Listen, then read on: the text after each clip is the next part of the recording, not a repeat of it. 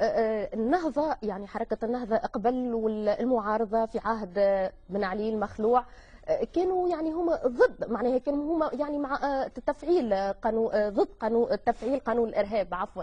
لكن تو في المرحله هذه نلقاو يعني حركه النهضه متمسكه برشا بان يتفعل القانون هذا.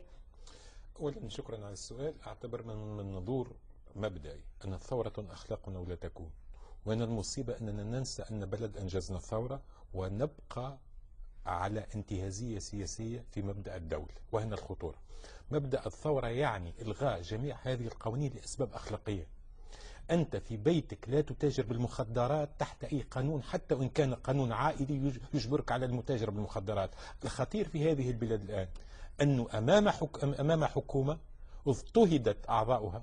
سي علي العريض اليوم يحكي في الندوة الصحفية أنه دفع من جلده ومن دمه ومن جسده ومن وقته، لكنه الآن يطالب بتفعيل، لا أقول يطالب، لم يلغي هذا القانون. هذا القانون وجب أن يلغى بقرار ثوري ومباشر، لأنه وصمة عار في وجه كل تونسي يحيا الآن، ووصمة عار في وجه كل رجل سياسة الآن يقف في تونس.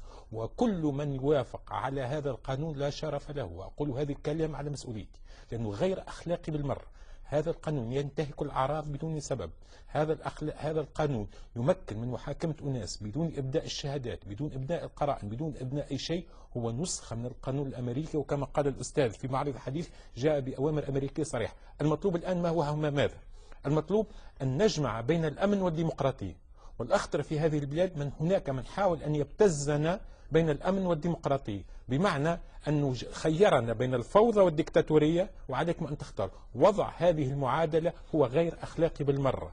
الدول الديمقراطية عليها أن تجد المعادلة، وأعيد وأقول ما قلت في الحلقة الفارطة أو التي قبلها: أرقى الديمقراطيات لها أرقى الأنظمة الأمنية والعسكرية. وبالتالي مطلوب من المنظومة الأمنية والسياسية بالمفهوم الواسع أن تجلس، وهنا الخطورة في عدم الجلوس. نحن أمام قصر نظر، باش نقول شيء آخر، أمني. أننا لسنا لنا أفق أمني، لسنا لنا عقيدة أمنية، لسنا لنا رؤية أمنية. اش خلى نقابات الأمن، وكنت نتمنى نعاودوهم نجيبوهم، ينادون بالتفعيل وإلا سترون. الابتزاز ممنوع، هناك من يريد أن يبتز، وهنا الخطورة. نحن أنجزنا ثورة أم لم ننجز؟ البقاء والحراك والتحرك ضمن منظوم الدولة فقط هو انتهازية سياسية. ووافق الأستاذ عندما قال هناك من يريد أن ينتهز. جريدة الحدث زمن بن علي عندما صدر القانون كيف بررته بجملة بالفرنسية: on peut pas faire d'omelette sans casser des œufs. يعني من حقنا أن نتجاوز الأبعاد الأخلاقية بالمنفعية الأمنية. وهنا المعادلة مغلوطة، لأنه من يضع هذه المعادلة أنه يجتاز ويتجاوز الأبعاد الأخلاقية هو إنسان غير ثوري وغير أخلاقي. كيفاش أنت تقول نصر الدين لازمهم يقعدوا يتحاوروا هما فما تجاذبات؟ معناها لا أنا أعتبر على النظرة الاستراتيجية، على النظرة الاستراتيجية. حتى المؤسسة الأمنية نتاعنا ما عندهاش عقيدة أمنية الآن. هناك آليات تخدم بكل نهار ونهاره. ليس هناك عقيدة أمنية في التعامل مع الاستراتيجيات الكبرى ومع الأسئلة الخطيرة والاستراتيجية في البلد. هذا ما هو خطير. الإرهاب لا يقاوم بالشرطة والجيش فقط. الإرهاب هو بين ظفرين، ليحارب بمشروع مجتمعي.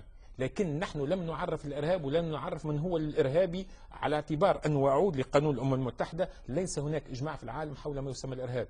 عندما نأخذ ما يجري في سوريا الآن بالنسبة للمعارضة، حزب الله عندما يحارب الآن في لبنان فهو إرهابي، وبالنسبة للدولة الذين يأتون من الخارج إرهابيين. وبالتالي أعتبر أن المقاربة الإرهابية بين ظفرين هي مقاربة سياسية بالأساس.